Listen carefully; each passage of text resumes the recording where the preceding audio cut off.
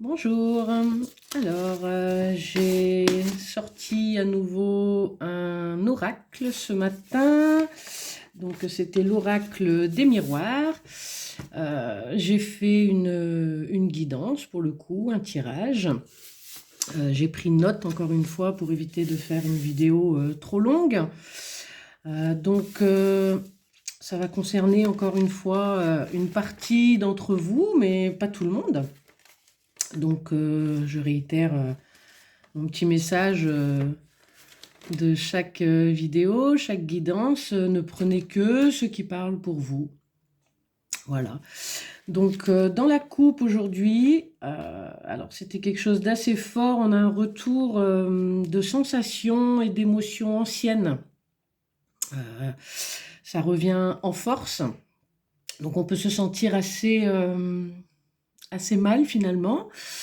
On a cette notion de culpabilité qui remonte avec des souvenirs anciens, une certaine nostalgie. On repense à des événements passés, vécus, qui peuvent remonter assez loin, hein. On évoque des blessures finalement de rejet et d'abandon qu'on a vécu. Alors ça peut être dans l'enfance, l'adolescence ou au cours de sa vie. Et on a toutes ces émotions et ces sensations rattachées à finalement ces blessures là de rejet et d'abandon qui refont surface. Et pour cause, même si c'est quelque chose de finalement douloureux, et puis on ne sait pas forcément pourquoi d'ailleurs on repense à ça, pourquoi ça peut nous blesser encore aujourd'hui, finalement elles sont nécessaires, ces émotions-là. Là, faut les laisser venir, les accepter, parce qu'on indique ici qu'elles servent aussi à épurer justement des vieilles blessures ou des anciens karmas finalement. Ça peut aider à l'épuration. Donc faut pas essayer de lutter ou repousser ces sensations là, ces souvenirs qui viennent. Faut les laisser nous traverser. Voilà, de façon à épurer quelque chose, mais ça peut se faire au travers d'une certaine nostalgie, déprime, culpabilité. C'est comme s'il y avait quand même beaucoup de culpabilité qui remontait, on s'en veut pour beaucoup de choses. Et on dit de lâcher hein, cette culpabilité et donc d'accepter, de ressentir tout ça, ça peut aider justement à guérir de certaines blessures, de rejet et d'abandon. Voilà, mais ça peut se faire dans les larmes, dans les émotions, dans les ressentis assez forts. On parle aussi de fatigue, d'épuisement, de sommeil agité ou de nuit absolument pas reposante. Voilà, donc on peut être très fatigué et on peut se sentir un peu dépassé. Voilà. On dit que ces blessures de rejet et d'abandon sont rattachées pour beaucoup d'entre vous au départ ou à l'absence d'un père ou éventuellement d'un mari, hein. On avait cette notion de s'être senti trahi, abandonné, voilà. Et après ces premières blessures d'abandon, de rejet, il est possible qu'on réitère au cours de sa vie, à plusieurs reprises d'ailleurs, hein. Il est possible que vous ayez réitéré des relations inconsciemment, hein, inconsciemment, des relations justement où cette blessure d'abandon et de rejet va être réveillée à nouveau. Voilà. Euh, donc c'est comme s'il y avait eu au cours de votre vie plusieurs relations. Ça peut être des relations de couple la plupart du temps, ça peut être aussi des relations amicales, familiales, hein, où on va réitérer, où on a réitéré ces schémas là inconsciemment, avec ce besoin inconscient finalement de revivre cet abandon. Voilà. Et donc on dit aujourd'hui que toutes ces blessures-là vont remonter justement, ces émotions-là vont remonter afin de vous faire comprendre certaines choses finalement, hein, parce que si les schémas se réitèrent, si les situations reviennent finalement, c'est pas pour rien, c'est qu'on n'a peut-être pas forcément appris de certaines expériences. Et donc, là, je crois qu'on arrive quand même à prendre conscience de ces schémas-là. On a parlé aussi de... Alors, en plus de la blessure d'abandon et de rejet, de la blessure de trahison, il est possible que vous ayez été quitté, pardon, pour quelqu'un d'autre, pour une tierce, hein, que ce soit un homme ou une femme. Il y a eu aussi cette blessure de trahison. Donc, adultère, le fait d'être quitté pour quelqu'un d'autre. Voilà, ça c'est des relations que vous avez dû traverser aussi. Et donc on vous dit qu'aujourd'hui, vous n'avez plus envie justement de réitérer ce genre de schéma, que vous avez envie de changer les choses.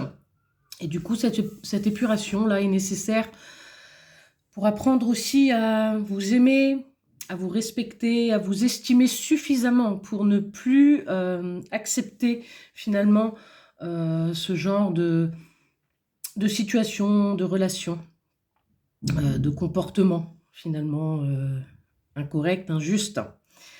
Donc vous allez arriver quand même à une certaine guérison, après une période assez sombre, hein, vous voyez, les derniers temps les dernières semaines, les derniers mois ont été lourds, et on dit qu'on arrive bien au bout de cette période sombre. Voilà. Donc on dit, hein, qu'on a connu probablement au cours de sa vie plusieurs relations dévastatrices, hein. On a réitéré des schémas répétitifs, hein, et on va arriver enfin au bout de ces schémas-là. On dit qu'à force de réitérer, on va tomber forcément sur des partenaires, hommes ou femmes, hein, assez manipulateurs. On a même évoqué durant le tirage le pervers narcissique, aussi bien au masculin qu'au féminin, hein. Les pervers narcissiques ne sont pas que des hommes, il y a des femmes également. Voilà, des partenaires, pardon, qui vont ressentir finalement cette faiblesse, cette blessure, inconsciemment, hein, mais qui vont ressentir ça, vous dégagez finalement ça, et ces gens-là vont profiter finalement de votre bienveillance, de votre gentillesse, de votre générosité et de votre faiblesse finalement, hein. Et donc, voilà, toutes ces émotions-là, avec la culpabilité, hein, que vous ressentez par rapport à ces relations où vous vous êtes laissé finalement manquer de respect tout bonnement, tout ça va remonter pour vous aider à épurer et à pouvoir passer à autre chose. Voilà, on sent que on a pris du recul, on s'est éloigné de toutes ces personnes, ces situations nocives, et on va regagner enfin en tranquillité, en liberté, en apaisement. On va retrouver des vies beaucoup plus équilibrées, même si au départ on a très peur, hein, de quitter des relations, même si elles sont toxiques. On a peur de se détacher de ça parce qu'au final, on y est habitué, même si c'est pas sain, même si c'est pas bon pour soi et qu'on le sait, hein, au fond de nous. On s'y rattache quand même parce qu'on ne connaît finalement que ça, et puis qu'on a peur de ce qu'il va y avoir après, et on a peur de perdre quelque chose, quelqu'un, même si on sait que c'est pas bon pour nous. Il y a nombreuses personnes qui vont rester avec un partenaire ou une partenaire qui ne leur correspond pas, qui ne leur correspond plus, ou qui les rend même malheureux, malheureuses, juste de peur de se retrouver seul. Et ça, c'est une réaction qui est totalement humaine, mais à la fois très malsaine et très toxique pour soi. Il faut bien comprendre que il faut souvent lâcher des relations, lâcher des personnes avant de pouvoir ouvrir quelque chose d'autre, un nouveau cycle. Et malheureusement, il y en a énormément qui restent avec des personnes en se disant: quand je rencontrerai quelqu'un d'autre, je pourrai quitter cette personne. Mais c'est une erreur, même si je pense qu'on le fait tous à un moment donné au cours de notre vie. C'est une erreur. Il faut apprendre à quitter quand on ne nous respecte pas, quand on ne nous estime pas. Pire, quand on a des mauvais traitements, des mauvais comportements envers nous.